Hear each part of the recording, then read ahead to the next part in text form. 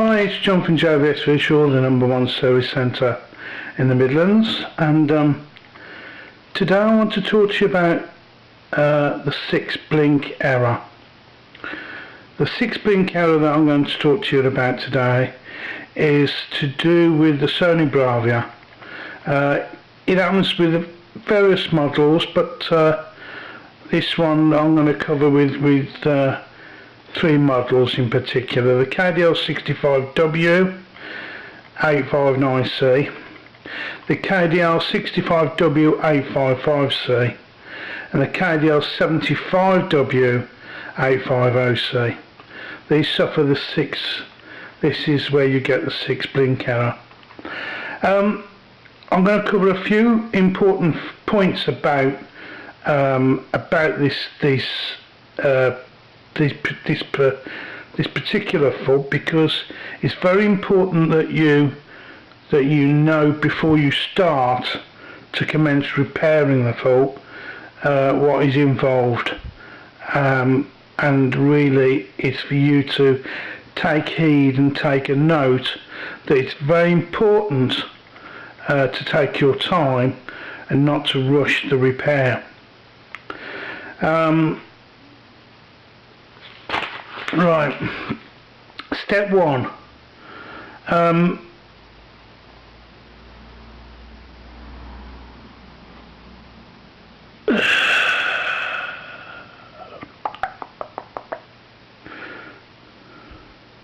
Right, turn the TV on its front so as to support the screen. Now, some of you may think that the screen on these sets comes like with most of them, that it's about a 10mm width. It isn't. It's incredibly fine. It is an LCD display. It's not a plasma, of course, but it is important that you take heed, because they're extremely fine. I'll show you how fine they are. Okay, this is how fine they are. Okay, can you see that? I'll go around the side. Okay, so you can see just how fine that glass is. It's about just over a mil. Okay, just over a mil that panel is in thickness, so it's incredibly fine. So what you need to make sure of with a big screen, that you don't flex it. It's important and imperative that you keep it as supportive as possible. Okay, so you put the set on its front, and you put it on a nice, support it with a nice, something like a sleeping bag. Right, remove the backboards. Okay, remove all the backboards from the panel. Okay, that's the power supply, that's all the connecting boards, the main input AV board. Okay, and you also disconnect the main membrane array from the screen, right?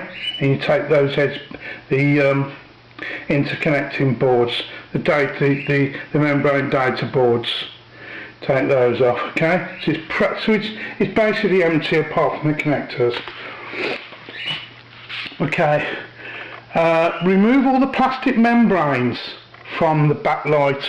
Once you've separated these edges here, all the metal pieces from around the screen and the cabinet, okay, you then have inside the unit, you have membranes.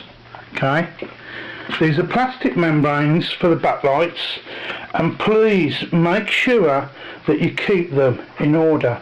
Don't get mixing them up. Okay, because it's very imperative that you keep them all in order. Okay, once you've removed those plastic sheet membranes, you then get to the final shroud of the lead array. Okay, this is the lead array cover. It's a cardboard cover, alright? This is upside down, but it doesn't matter. It gives you an idea. It's a cardboard cover that covers the LEDs. Okay, LEDs, of course, is called light emitting diodes. Incredibly reliable, but unfortunately not so with Sony Bravias. Right? Sorry about the bird chirping. Anyway, so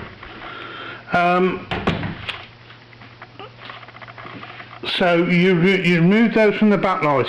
Okay. Step 6, remove the plastic standoffs. Now, when that is fixed to the cabinet, to the back cabinet, you'll see in the middle here, these little pieces here that I'm showing you, right, where the standoffs sit. They're plastic standoffs. When you remove those, you use 2 fine screwdrivers down the side of the edge of the standoff, so as to lift it away from the one edge, and then you simply lift them off. Try not to break them. Okay, that's important. Try not to break them. Use a fine screwdriver in the front and back of one of the edges of the support and lift them off, because they're hooked. They're hooked between the metal and through this membrane. Right? So you lift those safely away. When you've lifted those away,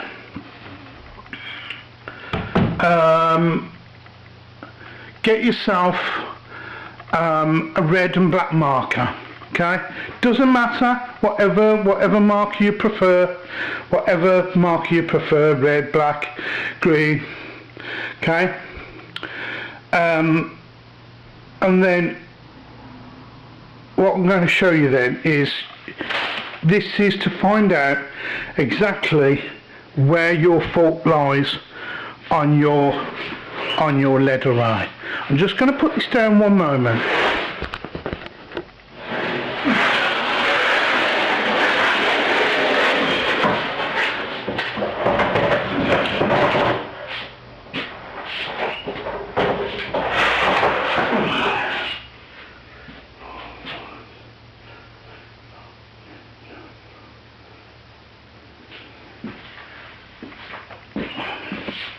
Right then, on here, as you can see, this is the inner of the back panel. Once you've removed the shroud, you'll see an array of LEDs. Yeah? You see them all. A mass array of LEDs. This is a 65-inch panel. Now, unfortunately, all these LEDs are wired in series. So if any one of these LEDs go down, unfortunately, the switch mode power supply, the inverter section that is on the same power supply section, has no load on it. So unfortunately, it tells the system control, the error control, that your backlight's not functioning, and holds the set down. Very unfortunate. It's a bit of a pain in the arse to do.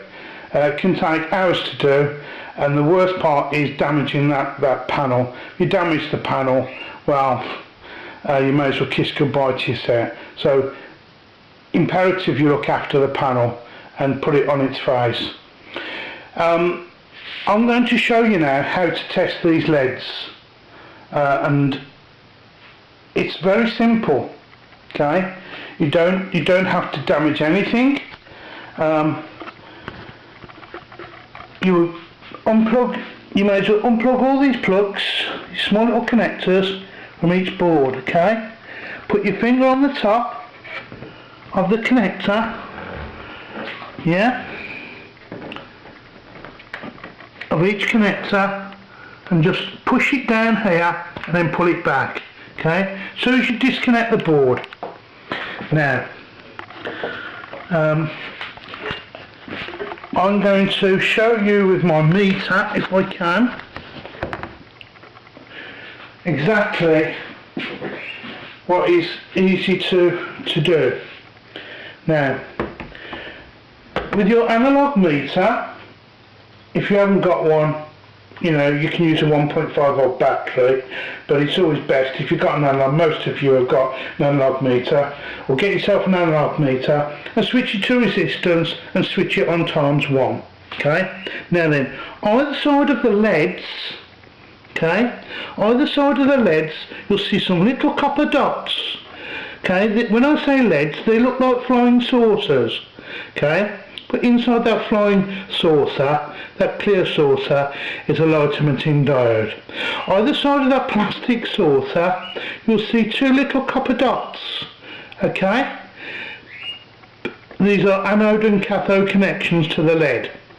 When you put your probes either side of the LED, you'll see light up. Okay, can you see light up? So you know that's a good one, right? As you go along and test them, so that you don't get muddled up, get your marker pen and tick it.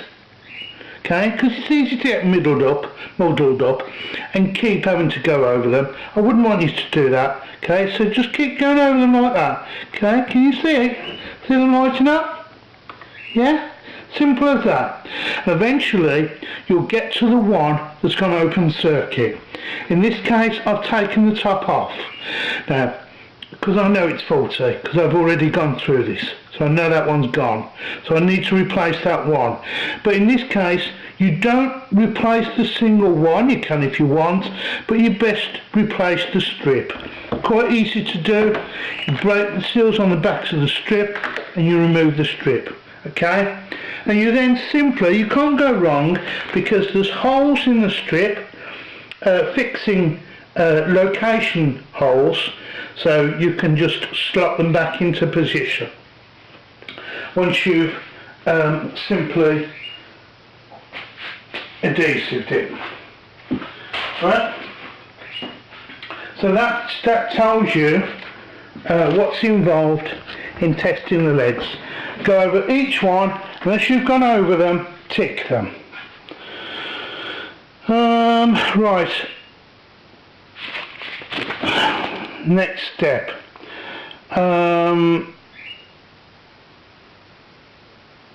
Once you've done that, at the same time of doing all this, make sure that when you order your strip, which will cost you between £15–20, order yourself some 5mm double-sided sticky tape, because you're going to need it, because you need to fix your aim position and you also need to fix all the membranes back into position. Okay, now when you take off the paper shroud that covers all this, the reflective shroud that reflects the light onto the main backlight membranes, this is put in place with some 5mm sticky. Be very careful with that card. Okay, I would not want you to rip the card. Okay, this is not a contest of who can do it the quickest. It's a case of, it's your set, it costs you a lot of money. Respect the set and do a nice job. Okay, so I wouldn't want you to not do it properly. Get yourself a plastic plectrum, okay, like they use on iPhones. Use the edge of the plectrum and go around the edge of the case. Yeah, here, you see all the stick here. If you use a plastic plectrum, you can easily separate the fixing tape. The fixing tape goes all around the edge, and I wouldn't want you to rip it, because once you've ripped it, it starts making a horrible mess, and I wouldn't want your image being affected. As you can see, here's the double-sided sticker here that I will be removing with finally with a pair of scissors, and re-gluing, refixing with some more 5mm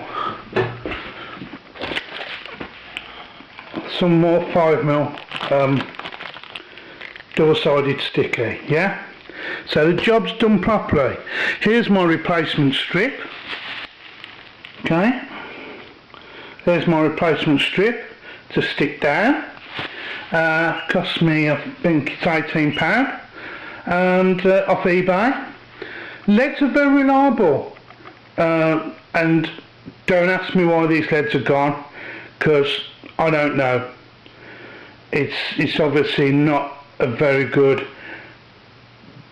manufactured design of LED, but that's only my opinion.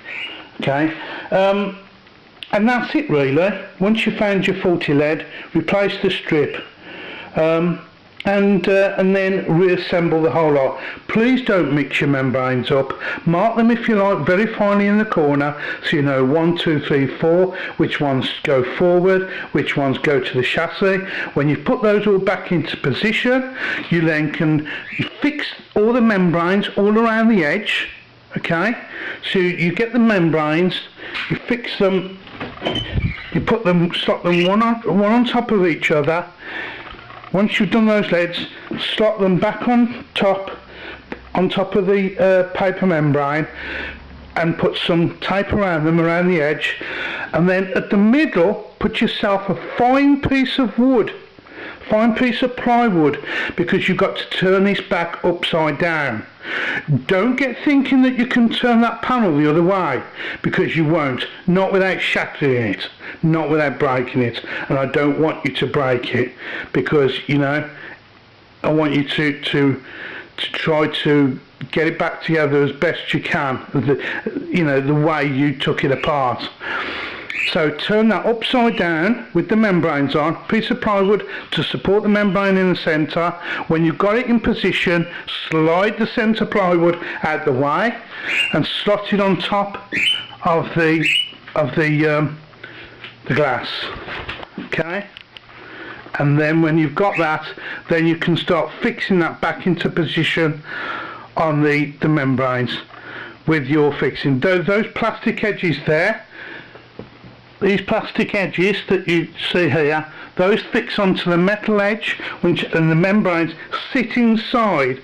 They sit inside the plastic membrane. You'll see it as you get it off. Please put them and seat them back in as you get them off. And that will clip into here as you get it on. It will clip into the edges, okay? So you can't go wrong, but you don't want it falling down or moving its position. And getting your double-sided stick is imperative, because that will hold it in position all the way around. Okay, thanks for watching. If you have any problems, then you can contact me, John, JVSVisual at AOL.com, at live.com. As you'll see, I do Epson projectors. I like to help people if I can. If you get stuck, you know, just give me a call, send me an email, and that's it. Thanks for watching.